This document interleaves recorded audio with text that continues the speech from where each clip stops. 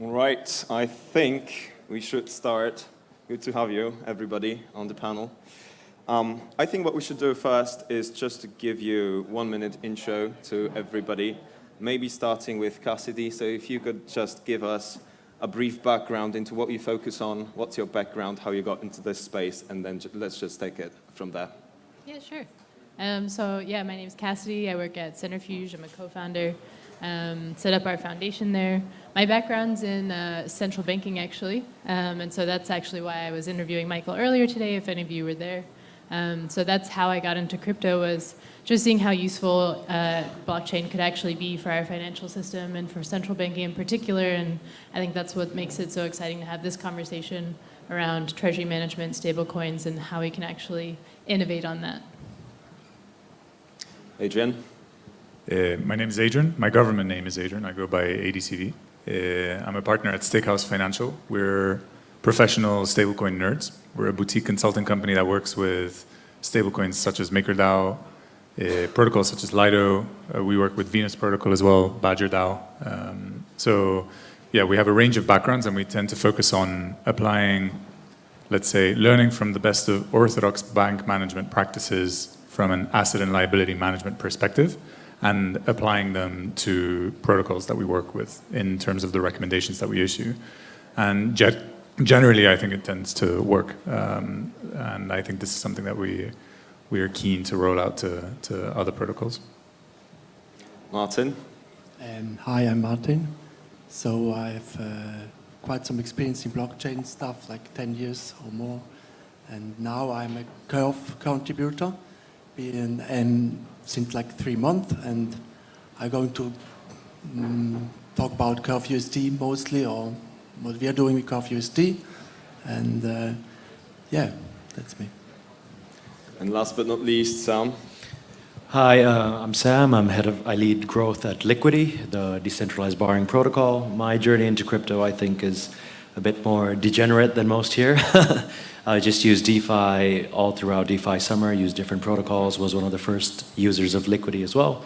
Was very impressed by the design, mechanism, and everything there, and one thing led to another. So Liquidity is essentially a decentralized borrowing protocol where you can borrow against your Ether. Your loans are paid out in a stablecoin called LUSD, which is an over-collateralized stablecoin backed only by Ether, making it the most decentralized one in the space. Yeah, looking forward to our discussion today. Perfect. And my name is Matt. I lead the BD efforts of Redstone, which is an Oracle provider. So we cooperate a lot with stablecoin protocols, either on the consumption side of things, so providing them price feeds for collateral assets, but also creating the price feeds for the stablecoins itself to have them listed at lending protocols or different DeFi applications. So definitely happy to be here. And to start, let me take a step back and start with principles, actually. So these are not my words. This is something that Arthur Heiss, so the co-founder of BitMEX, said in an article from March this year. So it's not a direct quote, but he said something along the lines of, that he sees the importance of decentralized stablecoins not being that great because we have another means of exchanging value in a decentralized manner, such as Bitcoin, Ether, whatever you want to call it. So stablecoins are not meant to serve as another way of sharing the value in the decentralized way, or as a store of value in the decentralized way. They just have to bridge the gap between Web 2 and Web 3, so provide the tokenization services that banks do not provide oftentimes. He basically says that we don't need decentralized stablecoins. So I would like to start with Sam from Liquidity. Why is Arthur wrong on that front? Why do we need decentralized stablecoins in the first place? Yeah, I think, personally at least, I think this comes from a pretty prestigious kind of mindset of, I think, living in a Western country or a country where, the government works as is and everything works very smoothly. I personally am from a developing country, and I currently live in Latin America as well, and I've personally seen firsthand experience of governments being inept with the way they deal with things, and the common folk kind of being shafted on getting loans literally on mortgages or whatever it is because of the high interest rates that are out there. I think stablecoins, especially decentralized ones, provide a means of moving away from these bureaucratic governments that are out there in the world, while also providing a new economy on chain. And I can give an example of a particular community user we have who wanted to buy a car in Guatemala. And he went to the local bank to try and get a loan, and the interest rates were 30% a year to borrow in Guatemala. His solution to this problem was he used Liquidity in the end, but his solution was either going to MakerDAO, going to Aave, or going to Liquidity to borrow against the Ether stash that he had, pay 0.5%, which he paid in borrowing fees with Liquidity, but he could have done the same with others as well, and borrow a stablecoin that is completely predictable and judged by code and nothing to do with human interactions. And all he did for that entire interaction was pay that small fee to start with, right? He could not have done this in his local country, and I feel like this same situation applies to a lot of the different countries that we live in. Turkey might be one as well, and there are quite a few in the audience who I'm sure part of one as well. And I think you got also can't rely completely on what governments will do and what the Federal Reserve or specific countries will do. And I think that's a means that decentralized stablecoins that are completely backed by trusted collateral, be it ETH or BTC, provide, which I think others don't.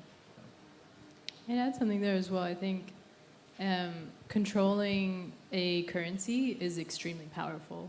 You are able to control the world economy through that. And I think we see that in a lot of disputes that happen, a lot of wars that happen. It's an incredibly big opportunity that we have with stablecoins to finally have a currency separated from a nation state, separated from the power and the separate incentives that governments have to control their citizens versus us as individuals wanting to transact with each other. If we could actually decouple those things and have a stablecoin that's completely separate from a nation, I think that gives individuals an extreme amount of power, and I actually think that's probably one of the biggest threats that governments will see in stablecoins. Martin, from Curve's perspective, is it perfectly aligned with what Liquidity thinks about this, or do you have some other I think I have a very different argument in a way, because I think this industry is built from inside out. So if you see how innovation happens, it's not coming from outside. So if people try to make DeFi protocols that are coming from outside, most of the people fail. So if you have a TradFi idea, or you are fintech and you want to build stuff on chain and be successful, you're not going to succeed. So one reason why we need decentralized stablecoins is because people inside this industry will choose the decentralized stablecoin as a currency of their choice, because we are aligned with the values with them and our values. So this is a very different argument, basically. I don't know if it's Curve's argument, because Curve is a contributor system, so sure. Just one voice. From your perspective. Yeah. Okay. Adrian, so question to you. Wouldn't it be sufficient if we just had a network of a couple of stablecoins that are issued by centralized entities, but the proper ones, that are done in a bankruptcy remote way, that are not controlled by one government, but you could escape the US government if you wanted to go to Hong Kong or UAE, whatever you want to go, you have the ability. Wouldn't that be sufficient? Do you think that we need fully decentralized stablecoins to have those goals achieved, or do you think that we would be okay with just having that? I think when it comes to dollar stablecoins, so I think it depends. When it comes to dollar stablecoins, Rune was alluding earlier to a market reality, which is that essentially the so-called stablecoin trilemma is a bit of a psyops that we've talked ourselves into believing in. If you don't have stability, price stability, you don't have a stablecoin in dollars or in anything. So if you have a Bitcoin stablecoin and it's not pegged to Bitcoin, it's not a Bitcoin stablecoin, it's not a thing. So I think in that respect, ultimately every dollar-pegged stablecoin ultimately has to end up holding some type of dollar asset. Now, within that context, there's always a menu of options that are available. And I think decentralized stablecoins have, I actually like the framing that Sam made for Liquidity as a leverage engine, as a lending platform, because that's essentially what CDP stablecoins are. And I think they do that job very well. Like the CDP primitive is a very, very good and useful thing for a specific set of users. And it has the added benefit that you can then use the receipt token as a currency in DeFi, for example. I think my personal preference would be to see a landscape of more competition.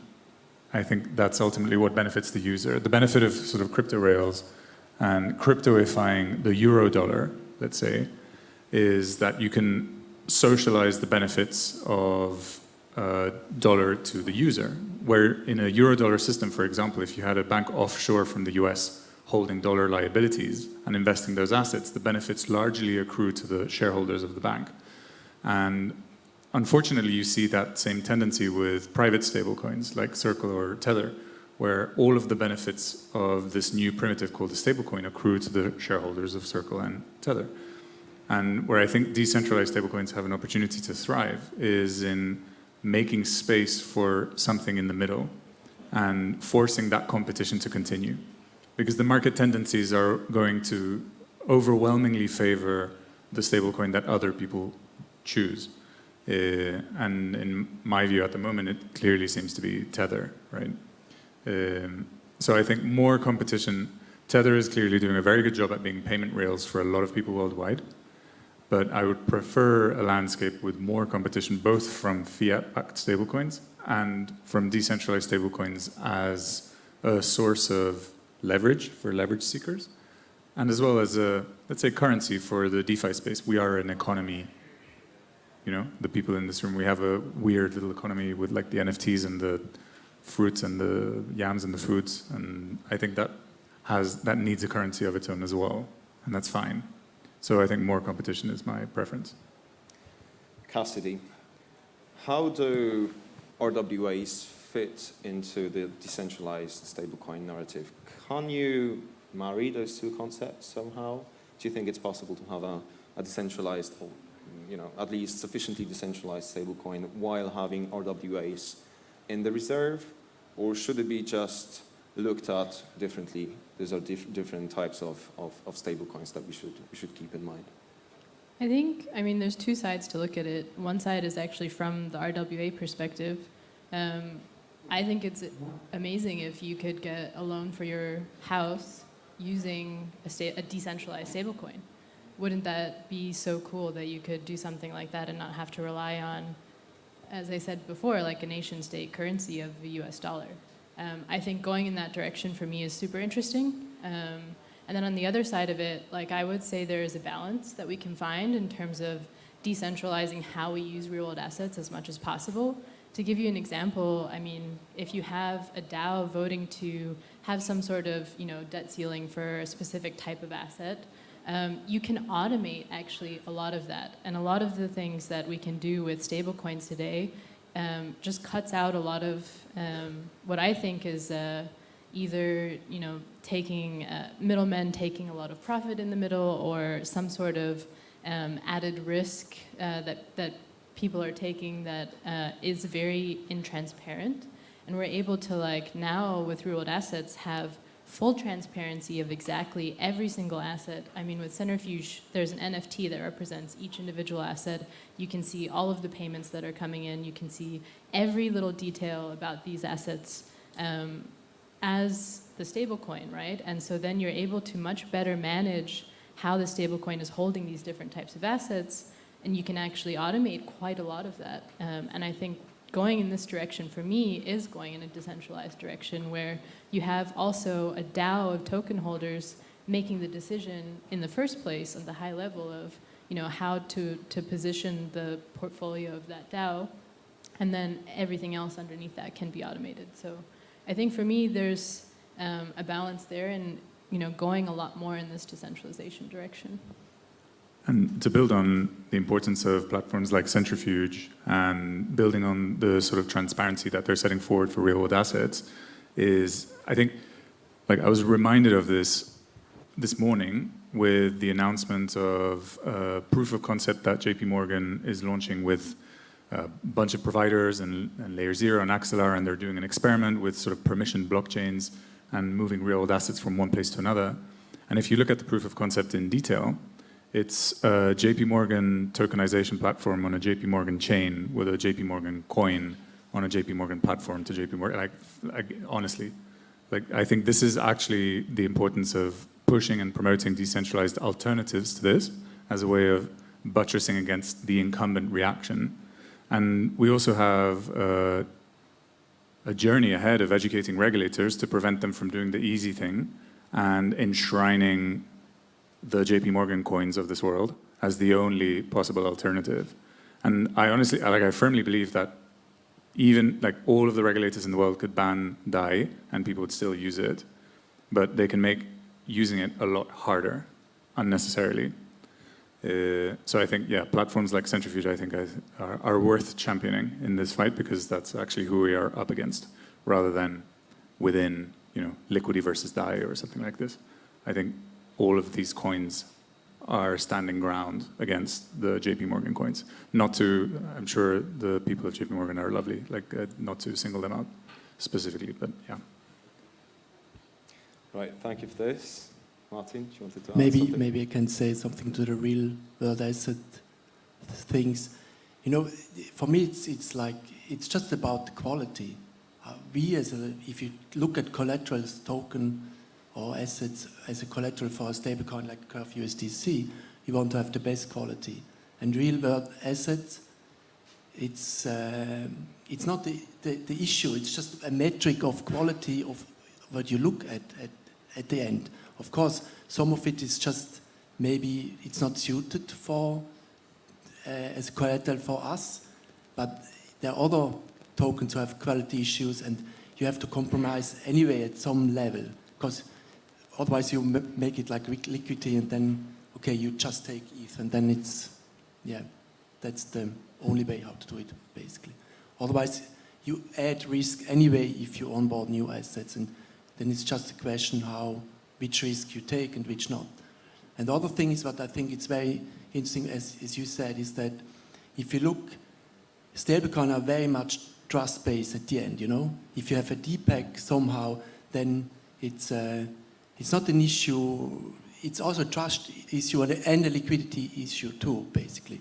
But if you have a transparent system where you see where the risk sits, it's much easier to communicate that and say, it's like a neutral way to say the risk is that's what's happening now. So look at this, and people will decide, that's fine. And if you look at the DPEG of USDC, this was like the main issue.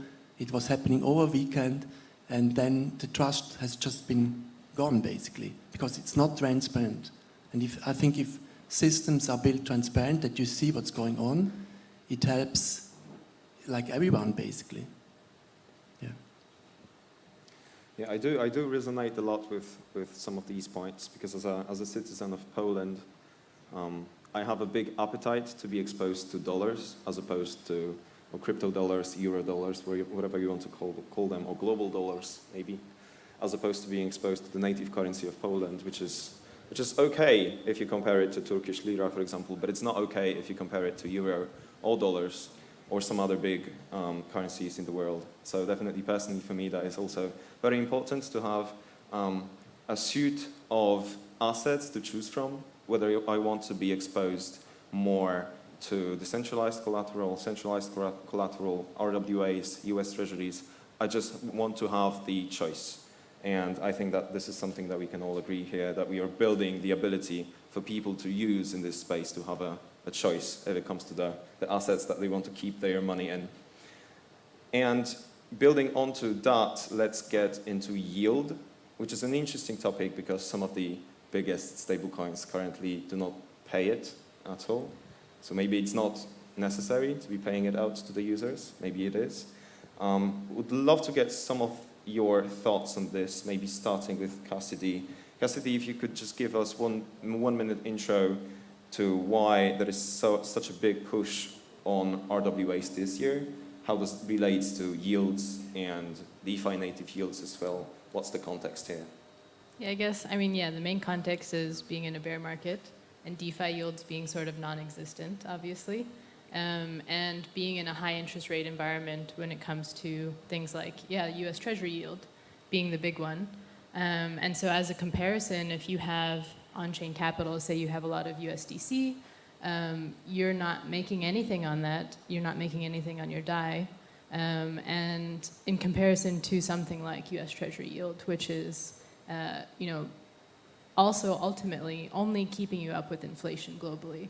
And so even that is really just a stepping stone, because once you get US Treasury yield, you're thinking, okay, actually I'm actually just kind of keeping my value here.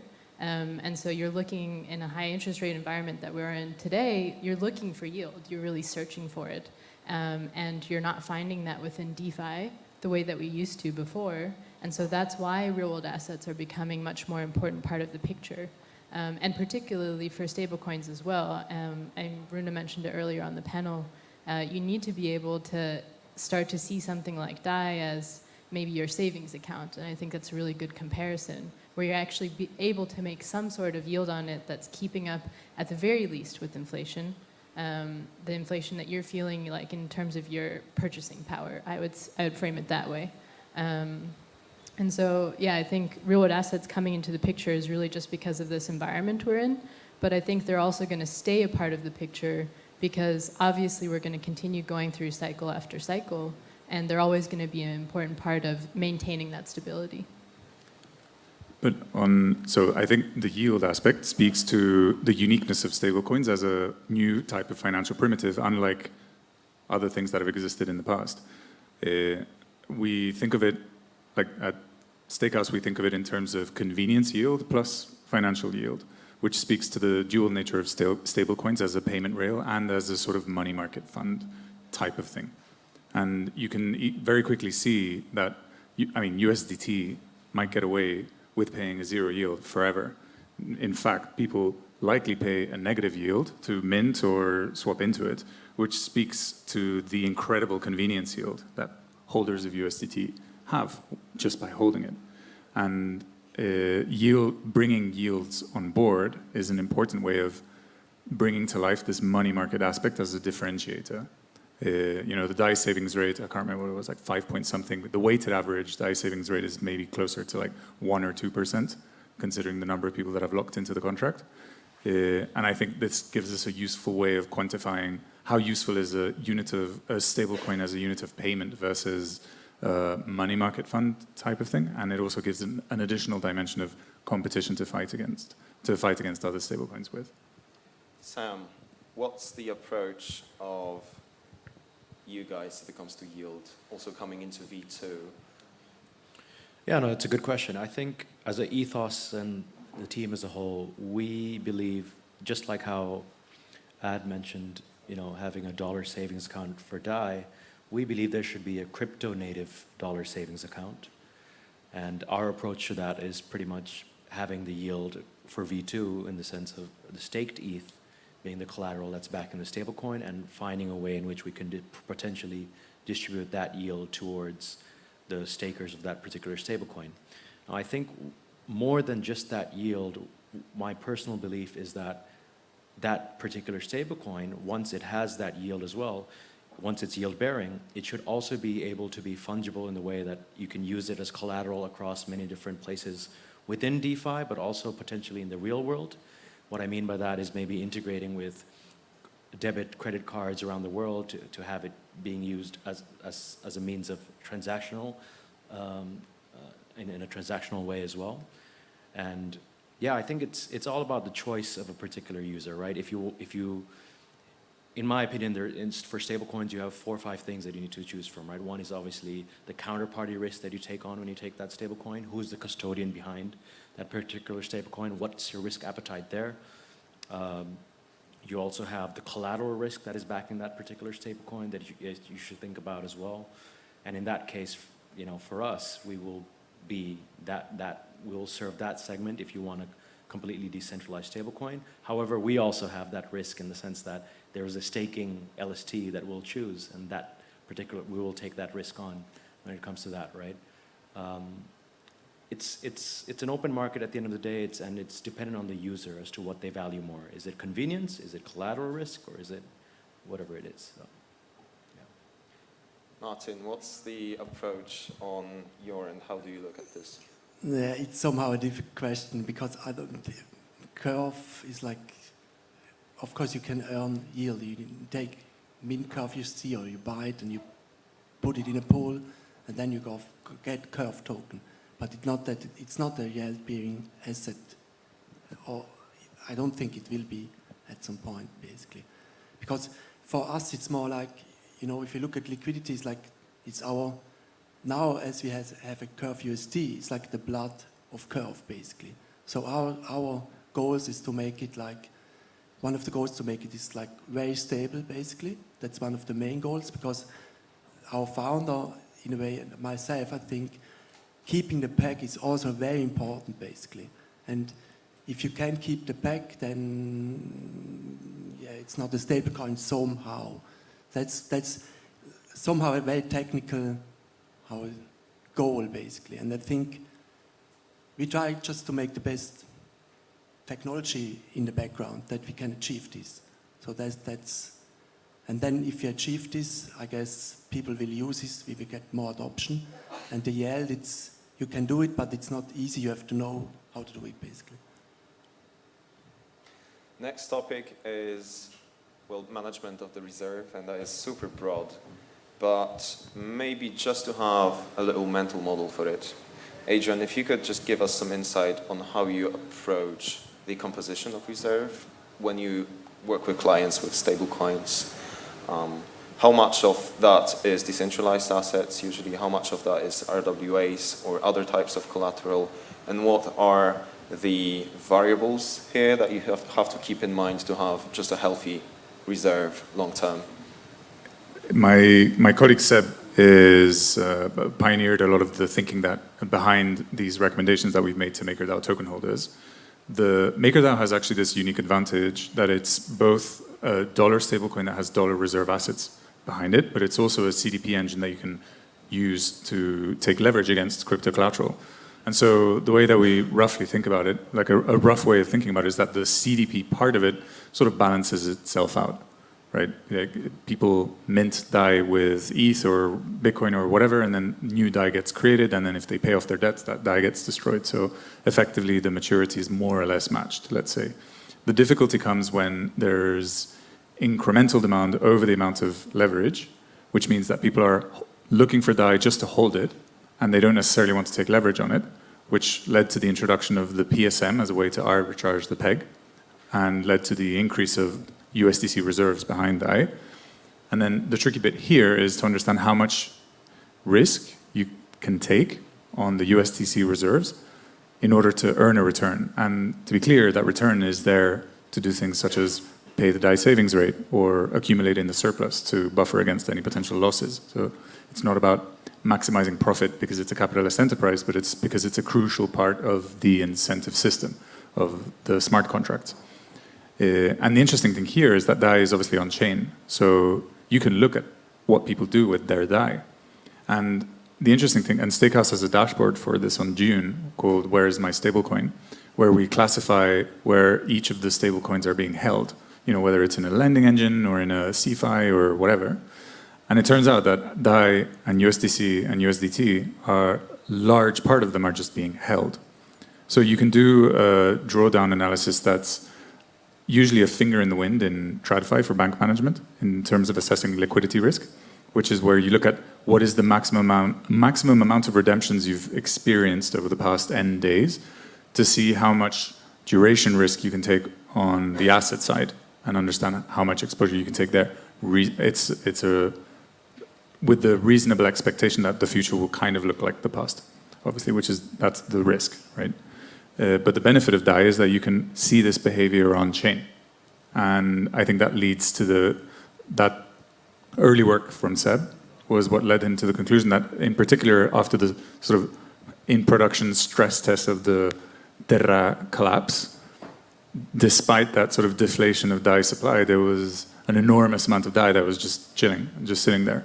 And on that basis, we could conclude that we could recommend to token holders that you could stretch the duration exposure of the USDC and then sell the USDC, which is basically like reward-free risk, and invest it in treasuries, which at least you get some reward for the risk of being exposed to the dollar.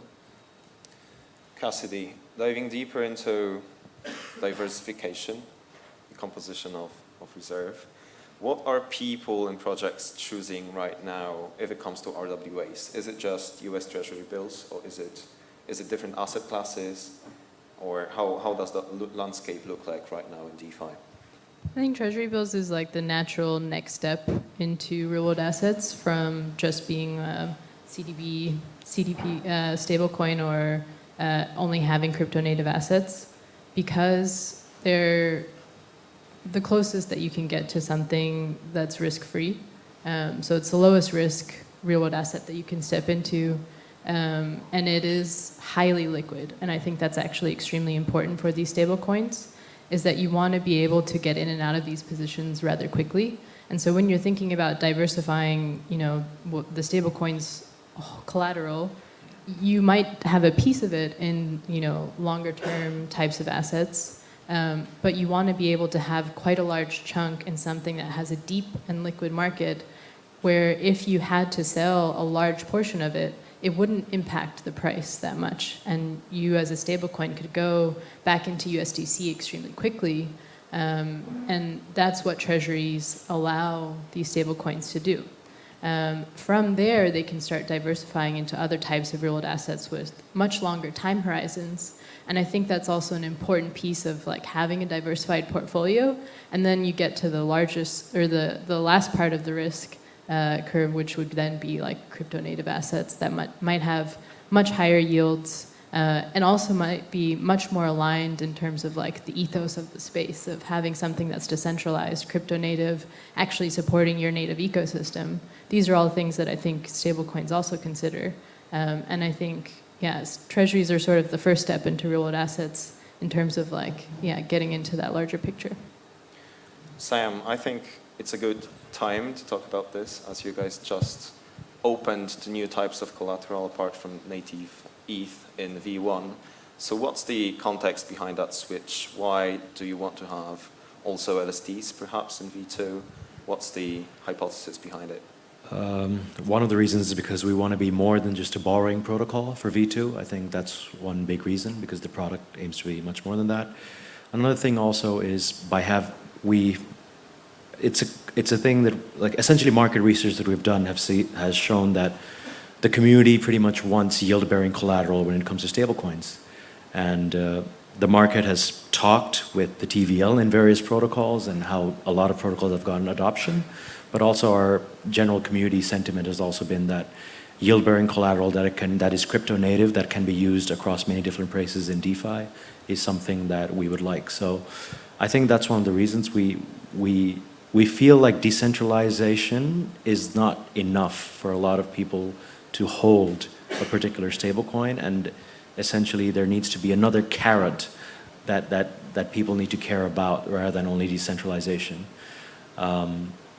That's one of the reasons for us as well, when building V2, maybe compromising a little bit on the decentralization if we can, instead of just having vanilla ETH, having an LST, but still having probably one of the more stable options out there in the space compared to what other protocols might have done. So I think it boils down to that, really, but there's also, as I mentioned, we do want to, other than the stablecoin and the borrowing aspect of the new product, we are also planning to build a leverage side to the equation, and for that to work within the puzzle that we have as well. Getting a yield-bearing collateral asset makes sense. Martin, what's the approach to the composition of assets if it comes to CRV USD? You guys started with Frax ETH, as I remember. Now the suite is way broader. You have different types of LSTs, also wrapped Bitcoin, if I'm not mistaken. So what's the benefits and drawbacks of that kind of a design? I think we're looking for the highest quality, and the quality for a decentralized project, one of the metrics is, of course, like decentralization. So if ETH is like it's it's the most decentralized asset. So it's for myself, it's like the best asset you can have, basically, because it's like the native asset of the chain. So, and if you look at other collaterals, it's the question. That's one thing, we need quality, but everyone needs quality, basically. And then what we also need is like we need a deep liquid market, because how the protocol works, it uses the underlying AMM to make the soft application, and so you need quite some liquidity. So it needs a lot of liquidity. Or Curve itself needs liquidity to onboard assets. So these are really, so if you want to be collateral for Curve USDC, then we need to have pools who have enough deepness that we can onboard you. So this is much more, it's not a thing, but yeah. Let me quickly check the time because I can't see. Yeah, it very 4 well. minutes. Okay, we have 4 minutes. But I That's can great. talk, yeah. Perfect. Just ask. So, one more super interesting topic, security. And I'd like to start with you, Adrian. What do you do if a stablecoin depegs? And how do we define a depeg event in the first place? Should we use the just market data to assess the historical performance of stablecoins? Should we look at it in a different way? And if so, what do you do if a stablecoin depegs? Well, there's two types of depeg, right? Like one is the exchange rate of a stablecoin against the reference asset that it's tracking. This is an indication of what the market expects the stablecoin can be redeemed for. So it's a very good signal of what people believe the stablecoin, how solvent the stablecoin really is. So it's obviously a serious issue. So you can expect some volatility around the peg. I think that's generally fine. But if you have a sustained more than, say, 1% deviation on an ongoing basis, it's not really a stablecoin, and it shows that there's an underlying issue. The more important peg, to my mind, is the primary market peg. In other words, are you able to close out the position of the stablecoin and redeem it for the underlying asset or dollar? And I mean, in the event of so we saw an interesting case where this failed with USD R or RUSD or something like this, which was backed by like illiquid real estate or something. Like the writing was kind of on the wall for this, but they experienced a bank run and were essentially unable to meet the redemptions. And so I would classify this as a terminal peg. Like once you are unable to meet this liquidity, like you're done. Like USDC maybe messed it up with the weekend thing with the SVB situation, but all throughout we're able to guarantee redemption one-to-one for fiat, so never really depegged, let's say, only undermined some of the confidence in their asset. So I think, I mean, once you have like a serious depeg, you're done, like, find a lawyer. And then if you have something less serious, I suppose it helps to have like assets that are very liquid and that you're able to redeem very quickly to meet those obligations. Cassidy, so how the liquidity aspect taps into that? If you have a very liquid types of assets in the reserve, how does it help and how does it work with RWAs? Yeah, I guess this is back to that Treasuries example. Like, I think it really comes down to user expectations, and if they want to redeem this asset, that they believe that there is actually something that is like a dollar backing this dollar-backed stablecoin. And so being able to have a large chunk of what the collateral is in a super liquid asset like US Treasuries enables you to actually meet the demand that might come in. And I guess the riskiest things for depegging are the ones that happen extremely quickly, right? And so that's where the liquidity is the most important, is that you're actually able to immediately execute on, redeeming this collateral, basically. But we have a big job ahead of sort of educating on these nuances because stablecoins are so new and so specific. The Bank for International Settlements came out with a report recently, Will the Real Stablecoin Please Stand Up? Where they looked at CoinGecko data, some bullshit report. They looked at CoinGecko data and concluded that there were no stablecoins because they all trade a little bit around the par. Which shows how far, actually, it's nice that we talk to each other about this, but we need to be talking to the lizard people and to the feds to explain to them that actually, the primary peg is actually what matters. You need the redemption and all this stuff. Because these narratives otherwise get out of hand, run away, and then people believe that stablecoins aren't stable if they trade at 99.9999, Martin, if it comes to CRV's USD, the design is super complicated, but if you could just give us 30 seconds intro to how the... That's, yeah, I can If it's talk, even I possible. can say what, yeah, shortly what works. the innovation is basically there. What Michael did, he did explain it itself. So the beauty of this is that it's not, he fixed the upback basically. So many stablecoins before design had like an upback in some situations. And the thing he did is like, the system is minting Curve USD like fiat basically. And it just puts it on the market. So it builds up a buffer of like coins, Curve USD, who is owned by the protocol basically. And so it's there are limits now on this part, but in fact you could just print endless as long as the upback is there basically.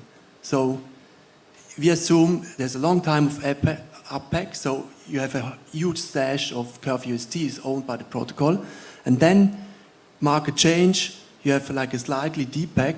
What then you do, you burn the Curve USD. So you take back supply basically.